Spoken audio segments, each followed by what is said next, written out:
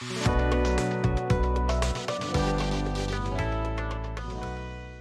Tuhan kita Yesus Kristus menyertai kita.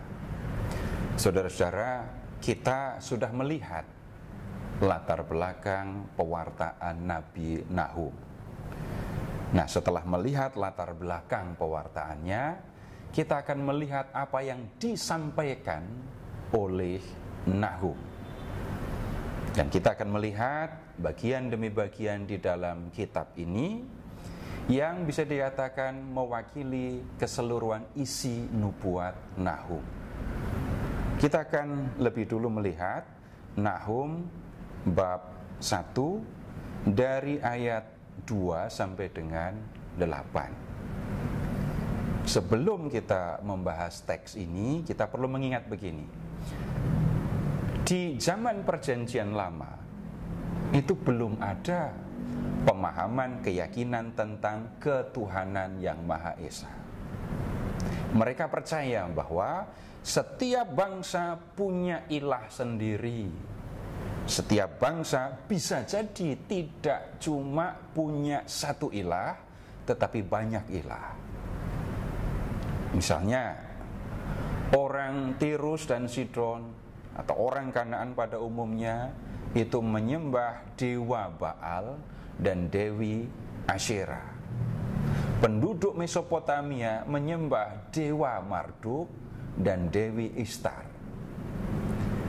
Orang Israel itu menyembah Yahweh. Setiap bangsa yakin punya dewa, punya ilah, punya sembahan masing-masing. Ketika suatu bangsa berperang melawan bangsa yang lain, maka yang sebenarnya terjadi dalam kepercayaan mereka, dewa-dewa mereka juga berperang. Ini kita perlu mengingat supaya tidak salah dalam membaca, memahami apa yang tertulis di dalam teks-teks Perjanjian Lama. Kembali kita ke kitab Nahum bab 1 mulai dari ayat 2 ya. Tuhan itu Allah yang cemburu dan pembalas. Tuhan itu pembalas dan penuh kobaran amarah. Tuhan itu pembalas lawan-lawannya dan pendendam kepada musuh-musuhnya. Kemudian dikatakan begini di ayat 7. Tuhan itu baik, tempat perlindungan pada waktu kesusahan. Ia memperhatikan orang-orang yang berlindung padanya, bahkan dalam banjir yang melanda. Ia menghabisi sama sekali orang-orang yang bangkit melawan dia. Nah, apa yang dikatakan di ayat 2 dan di ayat 7 dan 8 bisa jadi dipahami sebagai hal yang bertentangan. Di ayat 2 dikatakan Allah itu cemburu, pembalas, penuh kobaran amarah. Tetapi di ayat 7 dikatakan bahwa Tuhan itu baik. Bagaimana kita harus memahami yang seperti ini? Nah, kita perlu melihat lebih dulu ayat 3 sampai dengan ayat 6. Kita akan melihat gambaran mengenai Allah, mengenai Yahweh Allah Israel.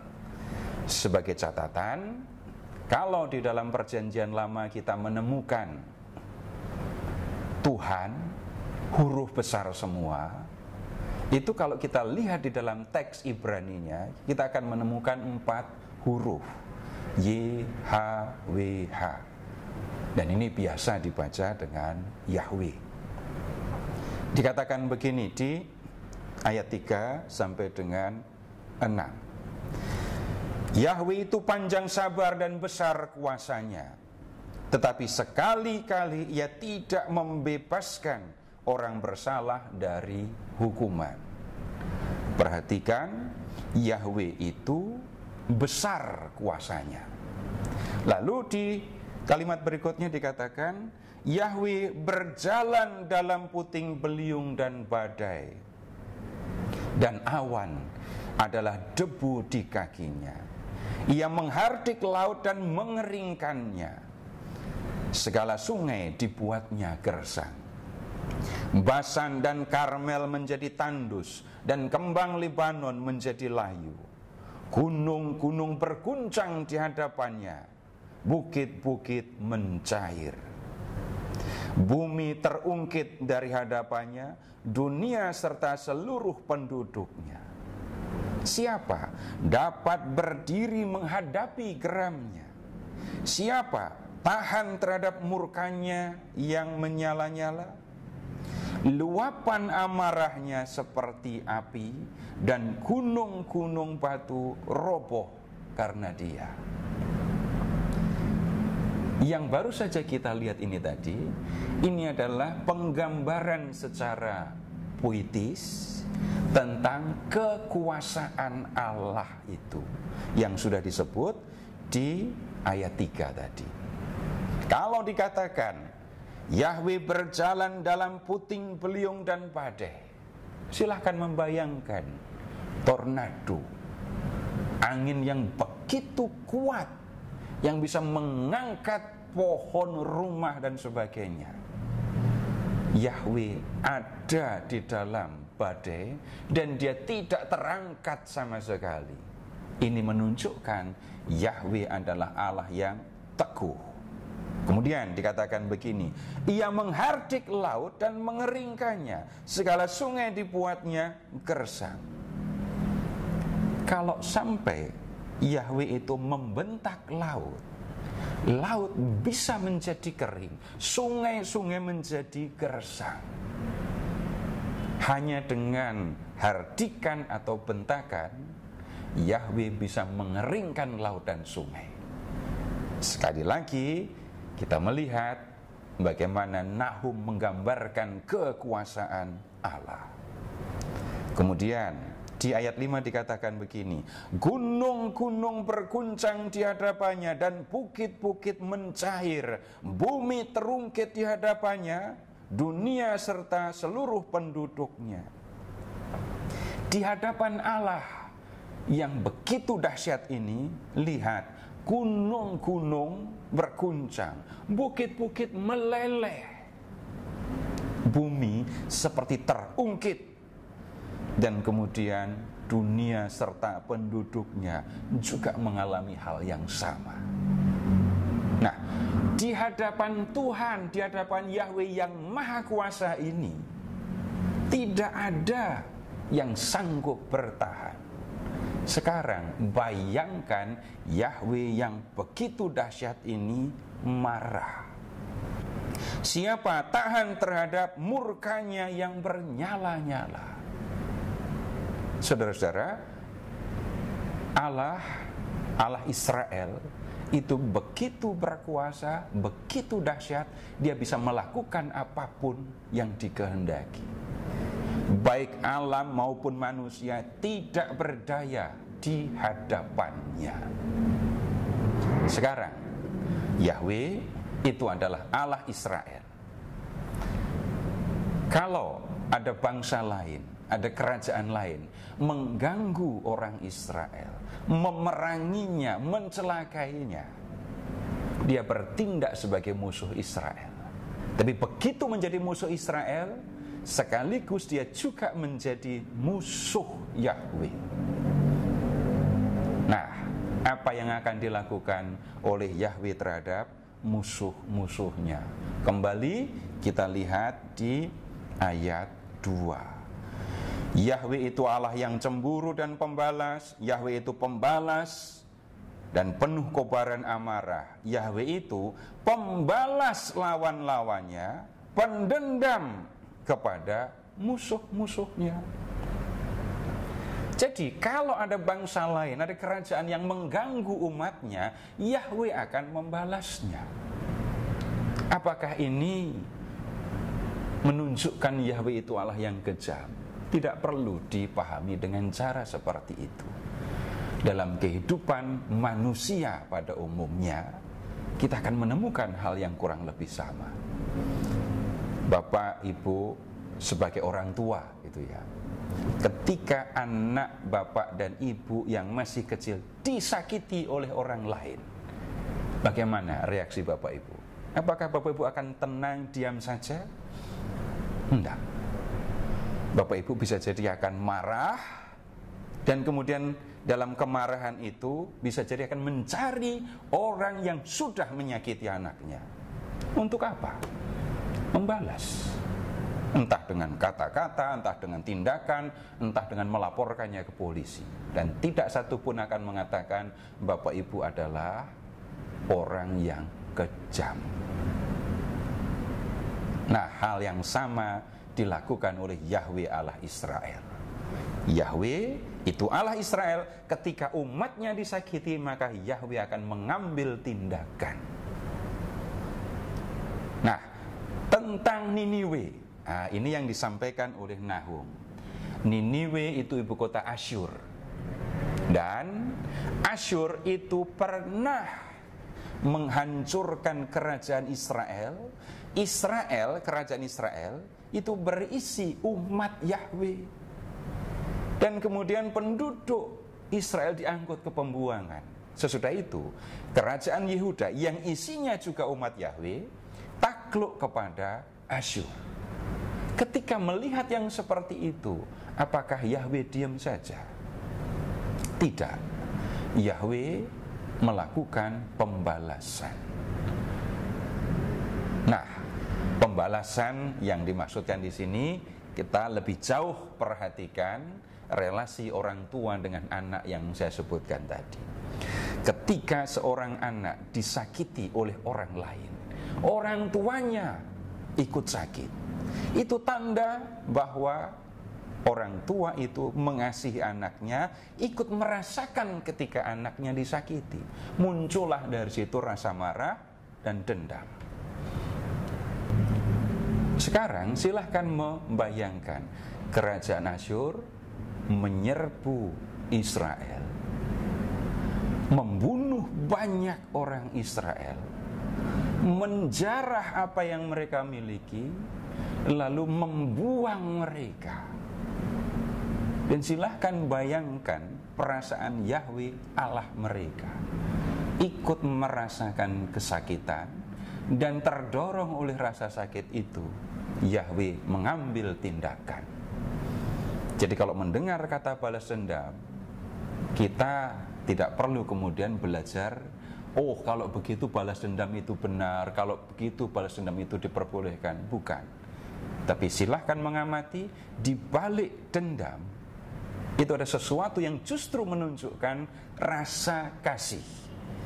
Orang tua marah ketika anak disakiti, itu tanda orang tua itu sayang kepada anaknya. Kalau ada orang tua melihat anaknya disakiti oleh orang lain dan dia tenang, tidak marah, tidak bereaksi apa-apa, orang justru akan bertanya, ada apa dengan orang tua ini? Mengapa anaknya disakiti tetapi dia tidak bereaksi sama sekali? Nah, kemudian Allah yang begitu dahsyat, begitu kuat ini sayang kepada umatnya. Kembali lagi dalam ilustrasi mengenai orang tua dan anak tadi. Ketika orang tua melihat anaknya disakiti, dia akan berusaha melindungi anaknya juga. Dan ketika orang mencari perlindungan, orang akan mencari pihak-pihak yang sanggup mengalahkan musuh-musuhnya, yang sanggup mengalahkan orang-orang yang bisa menyakitinya. Kembali kita lihat gambaran tentang Yahweh tadi, yang begitu kuat, yang begitu dahsyat, alam dan manusia tidak sanggup untuk menghadapinya. Sekarang, Yahweh itu baik, tempat perlindungan pada waktu kesusahan. Ia memperhatikan orang-orang yang berlindung padanya, bahkan dalam banjir yang melanda. Ia menghabisi sama sekali orang-orang yang bangkit melawan dia. Yahweh Allah yang begitu hebat, begitu dahsyat itu akan sanggup memberikan perlindungan kepada umatnya. Tidak ada yang sanggup melawan Yahweh. Sehingga kalau orang berlindung dalam naungan Yahweh, dia akan merasa aman. Ancaman mau dari alam, dari manusia akan dapat diatasi oleh Yahweh. Ada banjir, tidak masalah buat Yahweh. Kenapa? Hanya dengan menghardik saja laut, sungai bisa kering. Tidak ada yang bisa mengganggu orang yang berlindung kepadanya, mau pasukan sebesar apapun. Karena kekuasaan Yahweh sanggup mengalahkan musuh pasukan sebesar apapun. Jadi saudara-saudara, ketika membaca nubuat yang seperti ini tadi, kita perlu memperhatikan Yahweh itu Allah Israel. Bangsa lain punya dewa, punya ilah sendiri. Yahweh itu menunjukkan kasihnya kepada orang Israel. Kalau mau melihat kasih Yahweh, maka lihat dulu kasih Yahweh kepada umatnya. Batasnya seperti itu dulu. Nanti di masa kemudian baru orang sampai pada keyakinan bahwa Yahweh itu satu-satunya Allah, tidak ada Allah lain. Dan pada waktu itulah kasih Yahweh dipahami kepada semua manusia. Di bab 1 ayat 2 sampai dengan 8 tadi, kita sudah melihat bagaimana Yahweh Allah Israel itu akan membalas orang-orang yang sudah bertindak sebagai musuhnya, yang sudah mencelakai umatnya.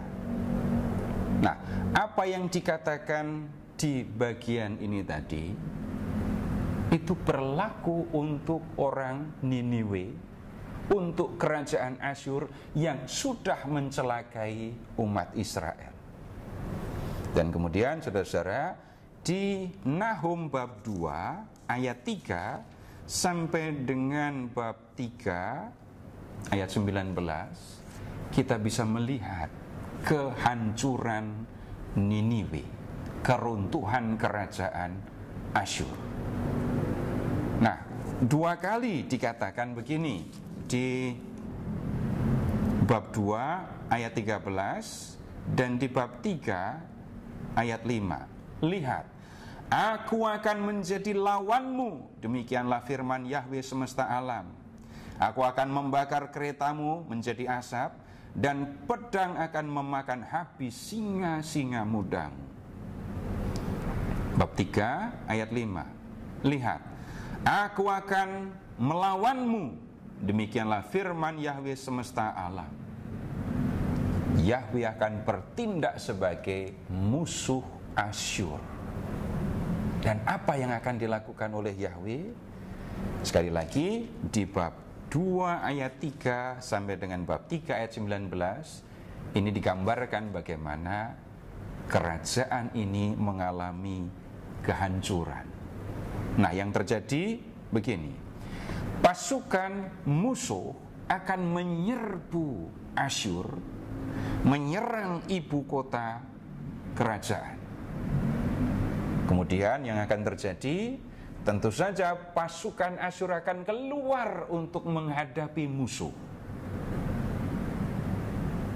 Harusnya yang terjadi adalah perang terbuka. Kalau bicara dalam konteks sejarah, waktu itu jelas Asyur itu kerajaan besar, lalu pasukan musuh yang akan mengalahkan Asyur itu adalah kerajaan Babel dibantu oleh kerajaan Media. Pasukan dari dua kerajaan datang untuk menyerang. Pasukan Asyur menyambutnya.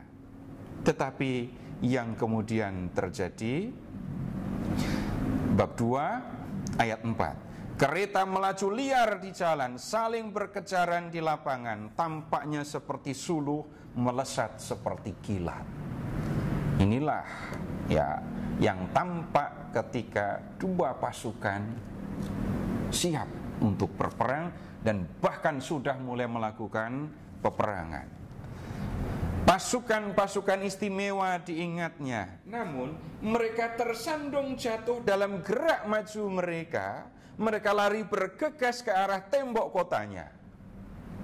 Yang dimaksudkan itu adalah pasukan Asyur berusaha keluar untuk menyambut musuh, tetapi ketika mereka mau keluar untuk menyambut serangan musuh itu, mereka justru tersandung dan jatuh. Merasa tidak siap untuk menghadapi musuh, mereka kembali masuk ke kota, masuk ke ibu kota yang juga berfungsi sebagai pertahanan. Tetapi pertahanan mereka tidak kuat. Lihat, sementara alat pendobrak sudah ditegakkan, pintu-pintu sungai telah dibuka, dan istana menjadi gempar.